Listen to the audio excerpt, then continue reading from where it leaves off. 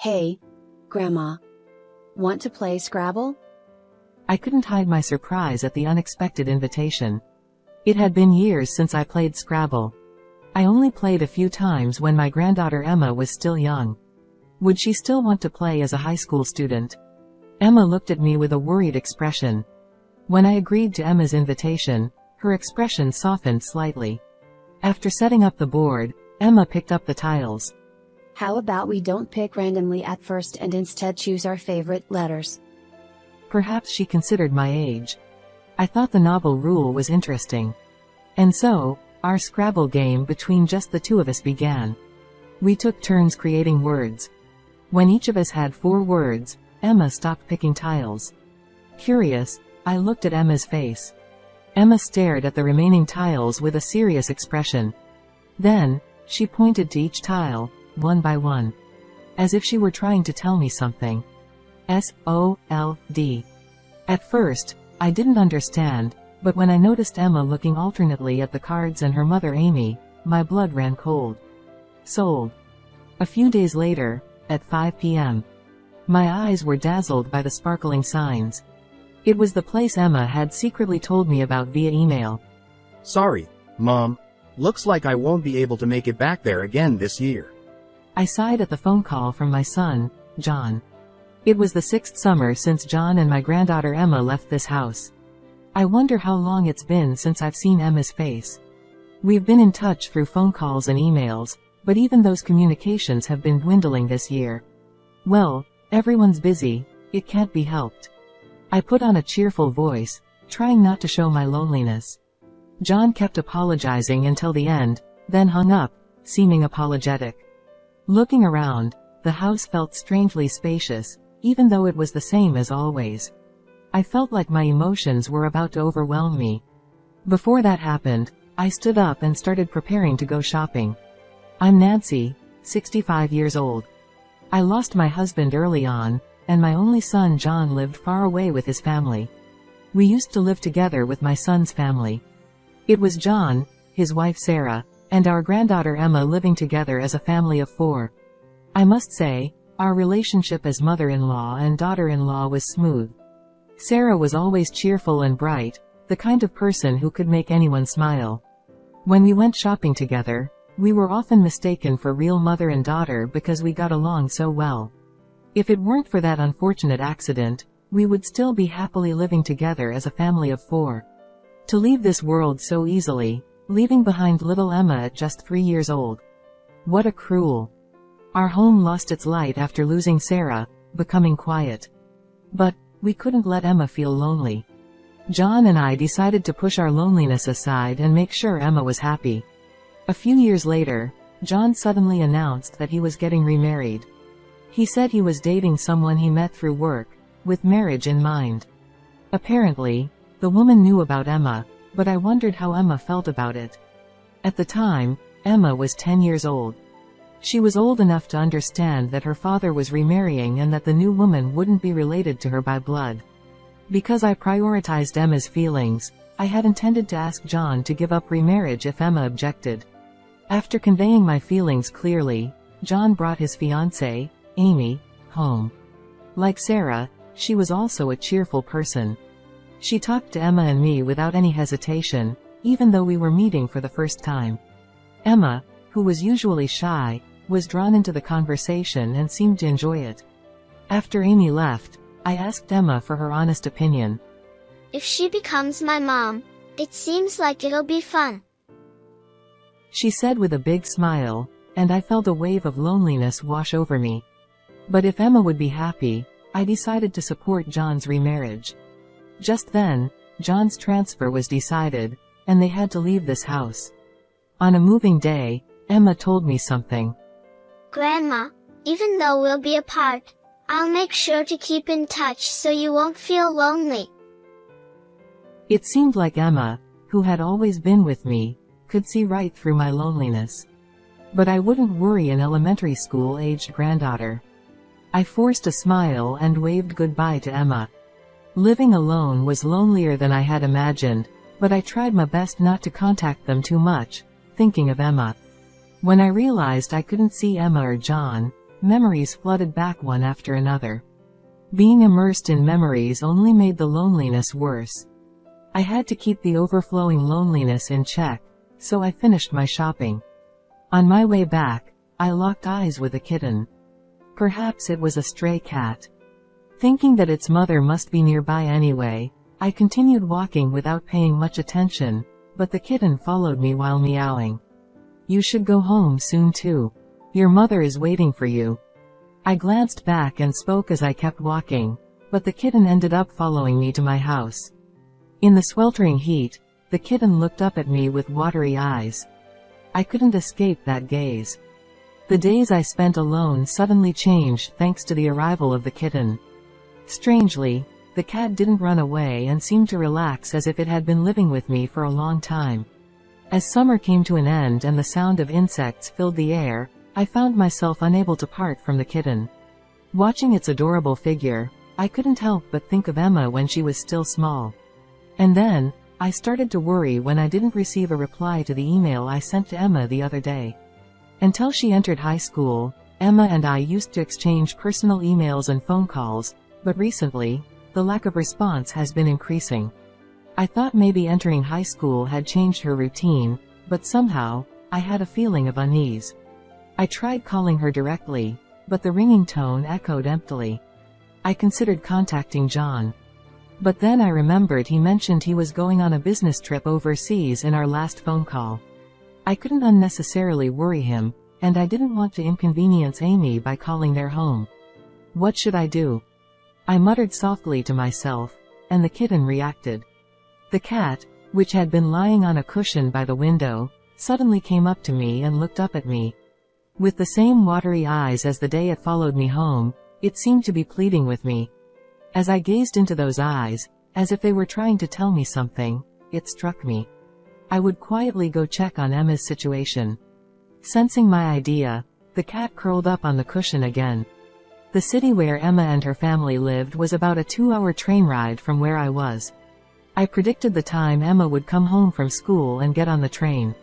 My heart was pounding for some reason. What excuse would I make if I got caught? Should I just go and meet her normally? While pondering these thoughts, I gazed out the window at the scenery passing by. I arrived at the nearest station and checked the map. I've known where Emma's family has lived, but I've never actually been there. Feeling somewhat like a detective, I walked around while glancing around. The unfamiliar streets and the different actions from my usual routine. Before I knew it, I realized I was actually enjoying myself. I was supposed to have come to check on Emma out of concern. Tightening my resolve, I eventually reached the house where Emma and her family has lived. I passed by the house once and stopped at the nearest corner. I had come here on impulse, but now I felt a sudden panic realizing there was nowhere to hide. Though there were few people around, I couldn't keep pacing back and forth in front of the house. As I looked up at the sky, a familiar voice caught my ear. I hid behind the corner of a fence and confirmed the source of the voice. It was Amy. Hurry up, hurry. Amy seemed to be urging a girl to walk with her. The girl followed behind Amy, head down. They walked the same path I had taken. Were they heading to the station? Keeping a distance, I decided to follow them. It had been years since I last saw Emma. In my mind, Emma was still in elementary school. But I was convinced that the girl with Amy was Emma. Her posture, the way her hair felt, bits of her childhood were still visible. So, she's a high school student now. I knew it, but seeing my granddaughter grow up from a child to this, it truly hit home. And I realized just how much time had passed. Watching the two of them, it seemed like Amy was excited, while Emma appeared to be downcast. Despite it being almost 5 p.m., they seemed to be heading somewhere. Shopping. But their demeanor was too mismatched for it to make sense. Eventually, they went through the ticket gates at the station. I bought a ticket to make sure I wouldn't lose sight of them and headed to the platform. However, as I ascended the escalator, I heard the sound signaling the arrival of a train. Hastily making my way up, I arrived just as the train was departing. Looking around, I couldn't spot them anywhere. I had completely lost them. Feeling helpless, I decided to give up and head home. In the car on the way back, I tried to shake off the uneasy feeling by recalling Emma's grown-up appearance over and over again. Arriving home, exhausted from the unfamiliar experience, I fell asleep without eating. In my sleep, I had a dream. Emma seemed to be shouting something at me, but I couldn't hear her voice. I tried to respond to Emma, but my voice wouldn't come out. Despite screaming until my throat felt like it would tear, only hoarse whispers escaped, unable to reach Emma. It was agonizing. When I woke up, the cat was peering at my face with a worried expression. Had I been having a nightmare? I was drenched in sweat. Quickly changing clothes, I immediately sent an email to Emma. I'm worried that we haven't been in touch much since you started high school. If there's anything wrong, please let me know anytime. Surprisingly, Emma replied quickly. We're all doing fine. I miss you too, Grandma. But I'll do my best. If she missed me, why didn't she come to visit? Why couldn't she spare some time? Were high school students really that busy? As I pondered, I remembered Emma's lackluster face from yesterday. Emma looked downcast as she left with Amy. Unable to shake the image from my mind, I sent another email to Emma. You can come visit anytime. Or are you busy with a part-time job or club activities? I ended with a question mark to make it easier for her to reply. But I never received a response from Emma. Since then, I've found myself constantly checking my phone, hoping for a message from Emma. But it's been nothing but empty actions, as the days passed without any change. I've tried to visit a few times to see her directly, but either the timing was off or I couldn't catch sight of Emma. My chest feels like it's being crushed with anxiety and worry. Then, John called me after a long time. Mom, how are you doing? I've finally finished up with work and returned from overseas. Forgetting to congratulate John, I desperately pleaded. More importantly, please make sure to come home this year. My urgency seems to surprise John. What's wrong? Did something happen? If I were to ask John about Emma's well-being now, I knew he'd reassured me that everything was fine. Maybe my unease about Emma's condition was just a misunderstanding on my part. But if I can't talk to Emma directly, this lingering uneasiness in my chest wouldn't go away. I haven't seen everyone's faces for so many years. I'm feeling lonely. I've always kept my loneliness buried deep inside, never showing it to anyone. Lately, having the cat around has helped distract me from that loneliness, but I try to change my tone of voice a bit, making it sound a bit more staged. John has always been straightforward. Perhaps feeling guilty for leaving his aging mother alone, he promised that everyone would come home for Christmas. After hanging up the phone, the cat came over and rubbed against my legs. With a slight pang of guilt in my chest, I gently stroked the cat's head. And then Christmas arrived. I waited anxiously for John and his family to come home. The food and drinks were all prepared. And in the evening, John, Emma, and Amy arrived at our house. Nancy, I'm sorry we haven't visited for so long. Amy handed me a box of Christmas sweets. I'm the one who should apologize for being so selfish. We never had any bad blood between us. Whenever we met, our conversations flowed naturally. When I saw Emma's face as she entered next, tears threatened to spill from my eyes. Though I could only see her from a distance before, she had grown into such a beautiful young woman. Seeing firsthand how much Emma had grown since she left home at the age of 10 was enough to make me feel content. Grandma, I'm sorry I couldn't reply to your emails. I wanted to hug Emma as she apologized with her head down, but I held back. It's okay. Just seeing your happy face here makes me happy. Then I gently nudged Emma forward and urged her to enter the living room. As soon as my hand touched Emma's, she flinched slightly. In that moment of reuniting after such a long time, I wondered if I had been too familiar, but Emma didn't seem particularly conscious of it. Oh, there's a cat. Emma, come see. As Amy's voice echoed from the living room, Emma hurriedly walked down the hallway. While John and the others played with the cat, I prepared some tea. I can't believe Mom has a cat now. Come to think of it, I recalled how John had always opposed having pets whenever he mentioned wanting one in the past. As we chatted about trivial matters, I noticed Amy whispering something to Emma. Reluctantly, Amy handed her phone to Emma from her bag. I'm going to the convenience store real quick. With those words, Emma grabbed her phone and headed outside. Amy muttered in a voice louder than intended. Even though we're here for a family visit. Well, I guess it's boring for a high schooler to just sit around in the countryside. I replied, trying not to make Amy feel uncomfortable, as I set the tea on the living room table. After chatting for a while, Emma returned. Emma, I'll hold on to your phone. Since you finally got to see Grandma after a long time, why not have a nice chat? I was about to protest, but Emma handed her phone to Amy without any resistance. She glanced briefly at me, but as I smiled at her, she looked away. John, seemingly oblivious, chuckled while watching a TV special. However, the idea of a mother holding her high school daughter's phone felt odd. Suspicious, I pretended to prepare dinner while discreetly checking my phone. Then, I received a message from Emma. Mom has been managing my phone, so I have very little free time to use it. That's why I couldn't reply.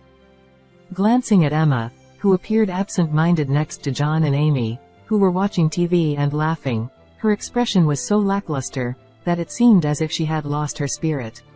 I wondered what I could do for Emma. Perhaps managing her phone was Amy's way of parenting, and I couldn't intervene abruptly. Despite considering various options, I found myself unable to do anything as we welcomed Christmas. The next day, as we welcomed Christmas, John and Amy were drinking alcohol from the morning. Snacking on the dishes I made, it seemed like the alcohol was starting to affect them. In the midst of this, Emma approached me. Hey, Grandma. Want to play Scrabble? I couldn't hide my surprise at the unexpected invitation. Scrabble? It had been years since we last played. We had only played a few times when Emma was still young. Did she still want to play now that she was in high school? Emma looked at me with a hint of uncertainty. Sure. Since we don't have much else to do, let's play together. Emma's expression softened slightly when I accepted her invitation. There should be Scrabble somewhere we used in the past. I retrieved it from the closet, and we both laughed. This brings back memories. After setting up the board, Emma picked up the tiles. How about we don't pick randomly at first and instead choose the letters we like? Perhaps she considered my age. But still, would playing Scrabble with just the two of us work? With various thoughts in my mind, our Scrabble game began. We took turns creating words, and surprisingly, it was quite enjoyable. When each of us had 4 words, Emma stopped picking tiles. What's wrong? There are still some left. I looked at Emma, puzzled. She had a serious expression as she began to arrange the remaining tiles in a straight line. Then, she started pointing to each tile, as if trying to convey something. S-O-L-D. At first, I didn't understand, but when I noticed Emma alternating between looking at the tiles and Amy, my blood ran cold. Sold. Could it be that Emma? No, that couldn't be possible. That could never be allowed. But I couldn't confront Amy based solely on Emma's testimony. I whispered to Emma in a low voice. I'll definitely help you. It might take some time, but just wait for me. Emma nodded firmly, tears welling up in her eyes. A few days later, I lied to John. I told him I needed him to take the day off from work to accompany me to the hospital. Fully believing me, John came to pick me up in his car. All right, let's go. As I walked without getting into John's car, he followed behind me. What's going on, Mom? Where are we going?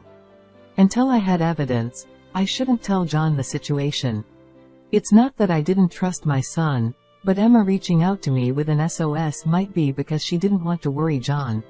If today's surveillance goes well, it'll be quicker to explain the situation to John later. However, the shock he'll receive would be immeasurable. But, as her biological father, I wanted him to face reality. Besides, I couldn't handle anything that might happen alone. No matter what, I'll definitely help Emma. With that determination driving me, John eventually followed me without saying anything, sensing the seriousness of my demeanor. We transferred trains and arrived at the nearest station to Emma's and their town. Changing trains, John and I got off a few stations ahead. It was 5 in the evening.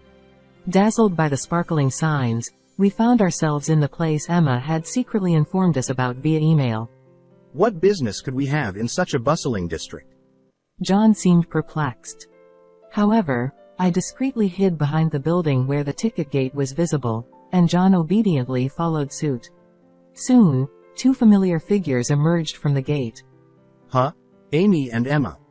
John gazed at Emma, with slightly heavier makeup, and Amy, whom she was leading, with suspicion. I signaled to John, and we trailed behind them. They entered one of the mixed-use buildings, and we followed suit. The elevator stopped at the 4th floor. Checking the sign, the store name was written in Japanese. Why would she bring Emma to a bar like this? It seemed doubt towards Amy had begun to sprout in John's mind. "I'm going in, John," I said as we stepped into the elevator and pressed the button for the 4th floor. It seemed like the place was a members-only bar, as we were stopped by the man at the entrance. "Oh, sorry about that." I feigned confusion and pushed my way into the establishment. Excuse us. Didn't hear that my dad went in here. We'll get him out right away. John, bowing apologetically, followed me, causing the man to fluster at dealing with the doddering act. Good thing he wasn't a tough one. I thought to myself as I scanned the dimly lit interior, noticing a stage in the back. Bathed in the spotlight, young girls in revealing attire struck poses while the male patrons snapped photos of them. What is this place? John muttered as we stood there dumbfounded. "Hey, mister. Don't just stand there gawking. Order something or move along." A waiter snapped us out of our trance. The waiter approached, and I was startled. "Excuse me. It seems my husband is here." Sorry, she's just a little forgetful. We'll be leaving soon. As we exchanged those words, the lighting and the music in the room changed. When I looked back at the stage, I saw a familiar girl this time. I wondered when she had changed her outfit. Wearing a nurse's uniform with a plunging neckline and a skirt so short that her underwear could be seen, unmistakably, it was Emma. Cheers erupted from the men, and flashes from cameras filled the air. Amidst all that, her face showed clear signs of discomfort. "What is this?" Anger trembled through my body. John, too, gritted his teeth in frustration. But we couldn't contain those emotions. Straightening my back, I stormed onto the stage, grabbed Emma's hand, and headed towards the exit of the store. The customers were taken aback by the sudden intruder. "Hey, you can't do that, ma'am." The waiter forcefully restrained me. Then John, who had remained silent, spoke up. This is clearly a brothel, but are you employing high school students here? The waiter's demeanor shifted. I work in legal affairs, you see. I have plenty of acquaintances in the police force. John continued. The hand restraining me loosened. This girl is my daughter. You are having fun, aren't you? Should I sue every customer here? John's voice reverberated throughout the store. One by one, male customers began fleeing the establishment. In the midst of this, Amy emerged from the back of the shop. "Oh well, it was such a lucrative gig," she said lazily, cigarette dangling from her lips. She sounded indifferent, a stark contrast to her usual lively self. However, I couldn't be deterred by such things. This is no way to treat high school students. I glared at Amy, but she just smirked and chuckled dismissively. "It's just a part-time job, isn't it?" There wasn't a trace of remorse in her demeanor. Suddenly, Emma, trembling in John's coat and arms, stood up and shouted. "It's not just a job. You were taking all the money, weren't you? I never received a single penny." With tears in her eyes, Emma glared at Amy. What's going on, Amy? Placing a hand on Emma's shoulder, John calmly inquired. He seemed unable to believe that his wife could exploit their daughter. His voice sounded like he was seeking some last shred of redemption. But Amy further trampled on John's feelings. "Even Emma enjoyed being looked at by men older than you, right?" I felt like my head might explode. Just as I was about to lunge at her, John stepped in front of me and declared to Amy, "We're getting a divorce." He then urged Emma and me to leave, and we exited the shop. As we walked away from the store, Amy watched us with a smile, but there was a faint twist to her lips. I made Emma a hot milk with plenty of honey as she returned to my house. Somehow, the cat had curled up next to Emma. With the warmth of the hot milk and the cat, Emma seemed to relax. Thank you, Grandma. Emma, who had been forcing a smile, eventually broke down in tears as if a dam had burst. I hugged her tightly, gently rubbing her back. And so the night grew late. A few days later, John packed up his and Emma's belongings and moved into my house. Surprisingly, despite appearing relaxed at the time, Amy was reluctant to divorce. She repeatedly called our house, saying things like, I was just tempted by the easy money. I'll change my ways from now on, so please forgive me. appealing to me and John, but she never apologized to Emma. Most likely, she was being manipulated by the owner of that establishment. Neither John nor I paid her any attention. Eventually, through a lawyer acquaintance of John's, their divorce was finalized. It seems Amy had been arranging other girls besides Emma at that brothel. She's facing charges not just from us but also from other girls and their parents for coercion into unsuitable work for high school girls. All of this is what we heard from the lawyer. More than anything else, I'm concerned about Emma's emotional wounds. Though her expressions had become more varied over time, I wondered if she was truly okay. One evening, as usual, Emma came home from school and brought out Scrabble. Just like before, she wanted to play Scrabble together. Perhaps she had something else she wanted to communicate. Once again, we chose her favorite tiles first, and the game began. Then, 7 words were formed. Emma silently lined up the tiles. I followed each tile with my eyes. A, L, R, I, G, H, T. When I looked at Emma's face, there was the same smile as when she was a child. A tear streamed down my cheek. The cat, watching us from nearby, began playing with the leftover tiles. Emma and I laughed together at the cat's antics, surprised but amused. From then on, whenever something happened, we played word games with Scrabble. The cat, now grown, watched over us from a distance.